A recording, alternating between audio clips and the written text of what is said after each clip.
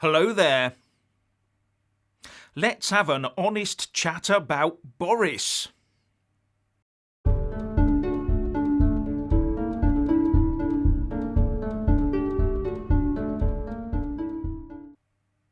Like many of you, I am torn over Boris Johnson.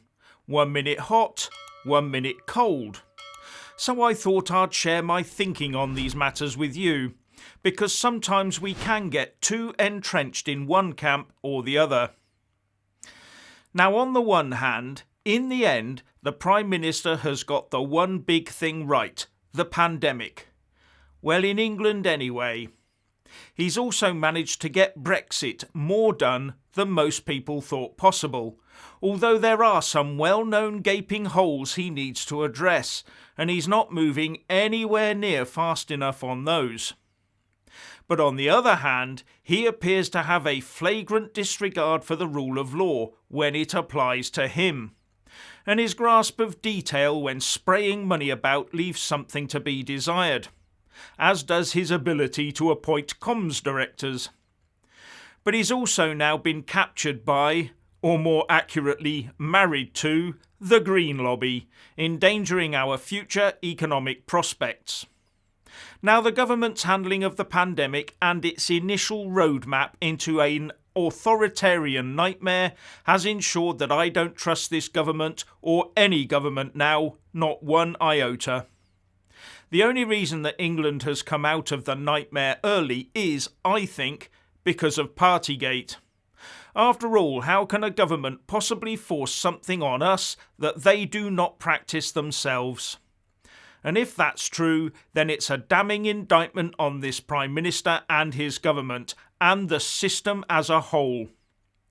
Unless, of course, my off-the-wall, big stretch of the imagination musings that Partygate was intentionally set up between Johnson and Cummings in a masterstroke of genius to get us out of lockdown is true, and I'll let you decide on that one.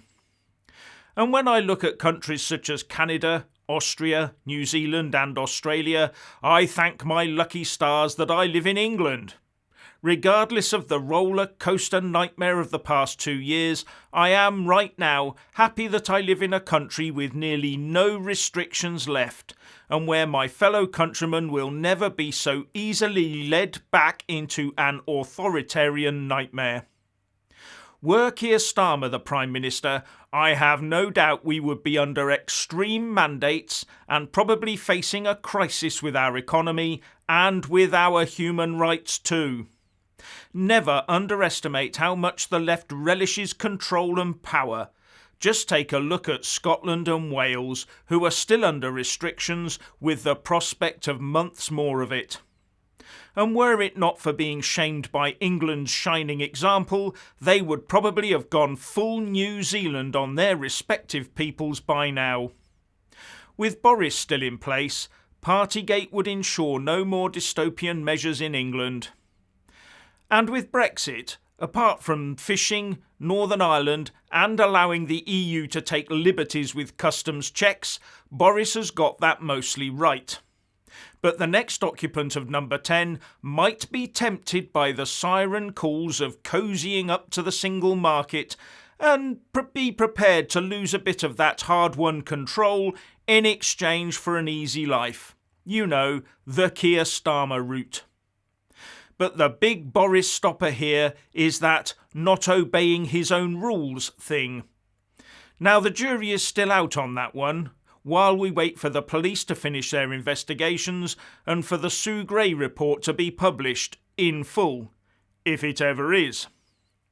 But the opposition has given up opposing Tory policy, they've lawyered up and instead are going after Boris by setting the police on him at every opportunity. And they're backed now by John Major, saying that Partygate lies must end careers.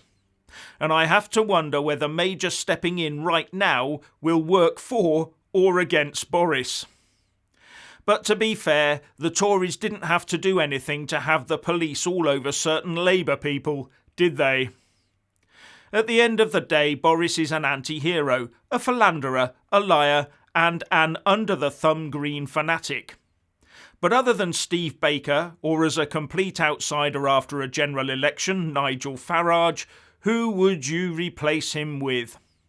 Remember, there will be no general election, and a Tory party outsider is very unlikely to be chosen. You're going to end up with one of the top cabinet Tory people. But which one?